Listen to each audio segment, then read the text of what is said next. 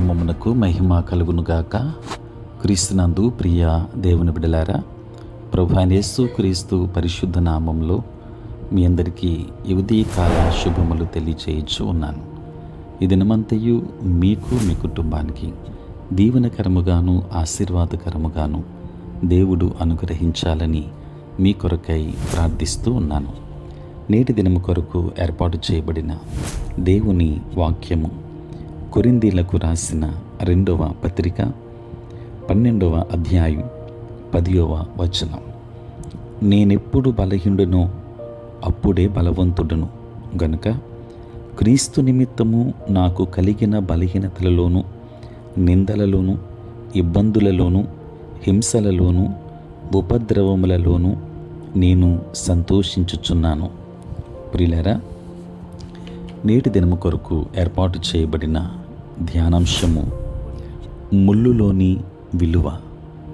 ప్రియులారా, చదువుబడిన వాక్య భాగాన్ని మనం గమనిస్తే ఈ వచనాన్ని ఉన్నదున్నట్లుగా తీసుకుంటే వచ్చే అర్థం వల్లు గగురుపాటు కలిగించేంత స్పష్టంగా ఉంటుంది.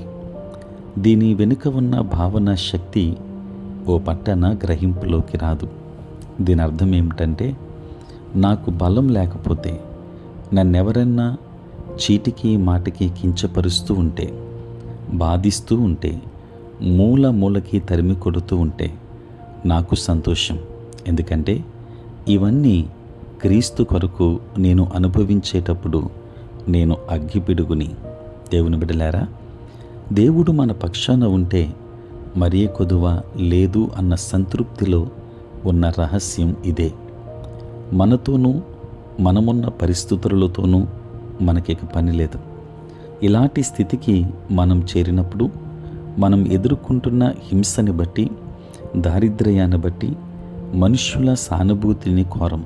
ఎందుకంటే సాక్షాత్తు ఈ పరిస్థితులే మన ఆశీర్వాద కారణాలని మనకు అర్థమవుతుంది.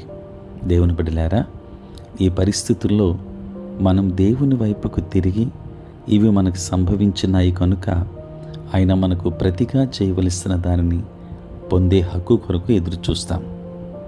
దేవుని మాటలు వింటున్న దేవుని బిడ్డలారా, స్కాట్లాండ్ దేశంలో ఈ మధ్య తనువు చాలించిన ప్రఖ్యాత అంధ సువార్థికుడు జార్జ్ మాథిసన్ ఓసారి ఈ రీతిగా అన్నాడు: ప్రభు, నాలో నీ ఉంచిన ముళ్ళు విషయం నీకెన్నడూ కృతజ్ఞత నర్పించలేదు.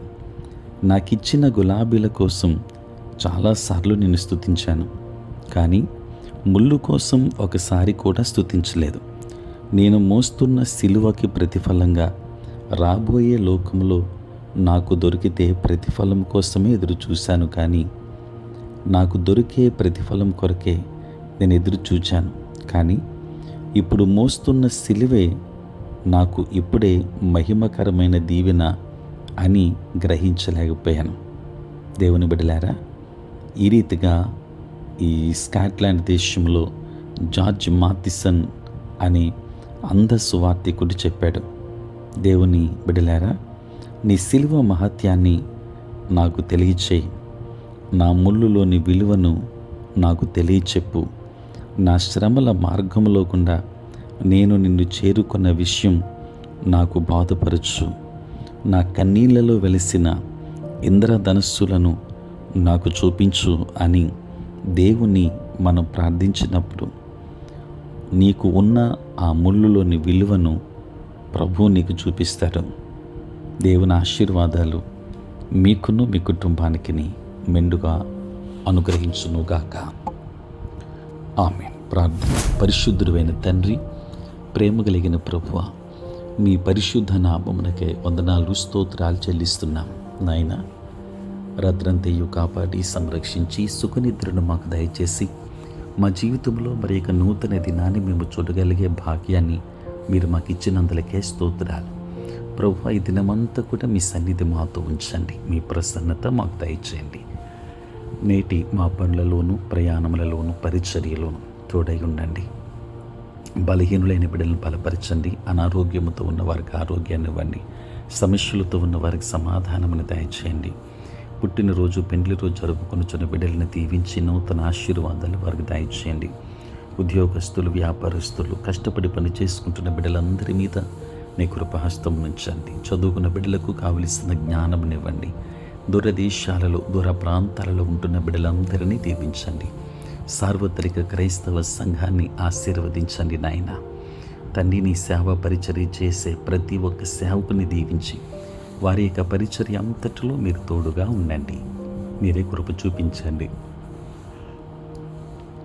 ఆంధ్ర ఎవాంజలికల్ లూథరన్ సంఘాన్ని దీవించి ఆశీర్వదించుమని, ఈ దిన దీవెనలతో నింపమని యేసు నామములో ప్రార్థించి వేడుకొనుచున్నాము తండ్రి. ఆమేన్. తండ్రి, కుమార, పరిశుద్ధాత్మ త్రియేక దేవుని దీవెన సదా మీకును మీ కుటుంబానికి తోడై ఉండును గాక. ఆమేన్.